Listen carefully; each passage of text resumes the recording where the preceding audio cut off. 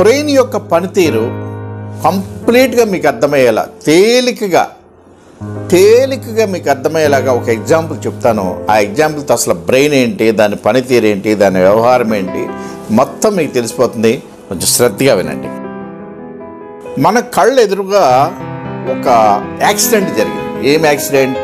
Fire accident, పెద్ద అగ్ని ప్రమాదం. అంటే అగ్ని ప్రమాదం ఎక్కడైతే జరిగిందో అది మన ఆస్తి కాదు, అందులో మన మనుషులు లేరు, మనకు ఏ రకమైన సంబంధం లేదు. We're just third party. ఎప్పుడైతే ఇన్సిడెంట్ చూసామో అది మన కంటి నుంచి అది సెన్సరీ న్యూరాన్ ద్వారా బ్రెయిన్కి వెళ్ళి ఆ బ్రెయిన్లో అదంతా ప్రాసెస్ అయ్యి నెక్స్ట్ ఏం చేయాలి, ఏ డెసిషన్ మేకింగ్ చేయాలి, ఏం చేయగలం, మనం ఏమైనా చేయాలా వద్దా అనేటటువంటి అంతా ఒక జడ్జిమెంట్ తీసుకున్న జడ్జిమెంట్ మళ్ళీ మోటార్ న్యూరాన్స్ ద్వారా ఏ పని చేయాలి, అది హ్యాండ్స్కి పంపాలా సిగ్నల్, కాళ్ళకి పంపాలా, ఎవరితో ఆ పని చేయించాలి, ఏ బాడీ పార్ట్తో ఆ పని చేయించాలనేది ఇమ్మీడియట్గా మళ్ళీ మనం సమాచారం అందుతుంది. అంటే ఎంత ఫాస్ట్గా అందుతుందంటే ఒక సెకండ్కి 14,000 కిలోమీటర్ స్పీడ్లో ఆ సమాచారం వెనక్కి వస్తుంది. ఎస్, మీరు కరెక్ట్గా ఉన్నారు. సెకండ్కి, నా గంటకి కాదు, సెకండ్కి 14,000 కిలోమీటర్ల స్పీడ్లో మనకి ఫీడ్బ్యాక్ వచ్చేస్తుంది మనం ఏం చేయాలని.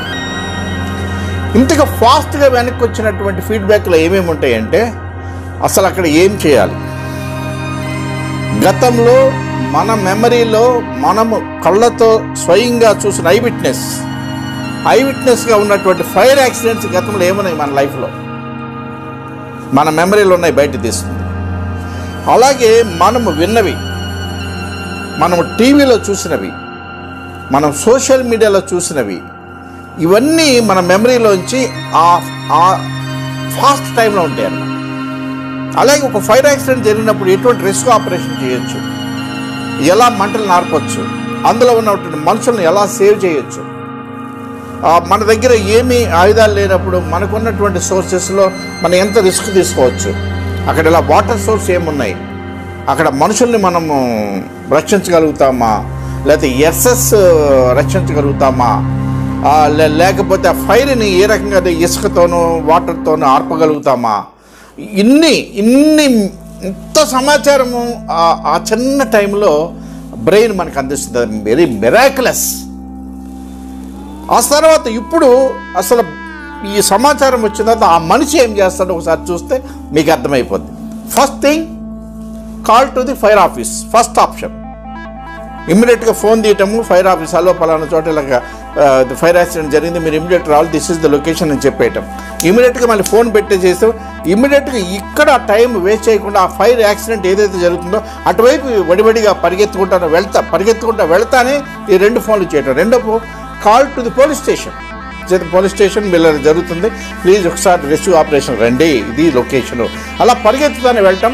వెళ్ళిన తర్వాత ఆ ఫైర్ని ఆర్పేటటువంటి ప్రక్రియలో మనం ఎలా పార్టిసిపేట్ చేస్తాం, అక్కడ వాటర్ ఉందా, లోపల మనుషులు ఉన్నారా, ఒకవేళ మనుషులు ఉంటే మనం ఏదైనా తీసుకురాగలుగుతామా, ఫైర్ స్టేషన్ నుంచి వెహికల్ వచ్చే లోపు మనం ఏం చేయగలుగుతాము, అది ఆర్పటానికి ఏమన్నా అక్కడ శాండ్ ఏమన్నా ఉన్నదా, వచ్చినటువంటి చావు బతుకులు ఉన్న మనుషులు ఎవరైనా గబుక్కులుంటే గబుక్కుని మళ్ళీ డైల్ 100 చేసి మళ్ళీ అంబులెన్స్ని రప్పించటం, 108, 104 ఇట్లా అది తీసుకురావటం.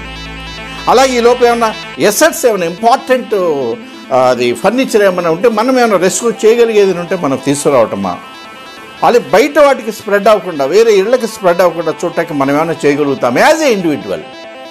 ఇన్ని పనులు బ్రెయిన్ కమాండ్ చేసి జడ్జిమెంట్ చేసి ప్రాసెస్ చేసి పంపిస్తుంది మనిషికి. That is brain.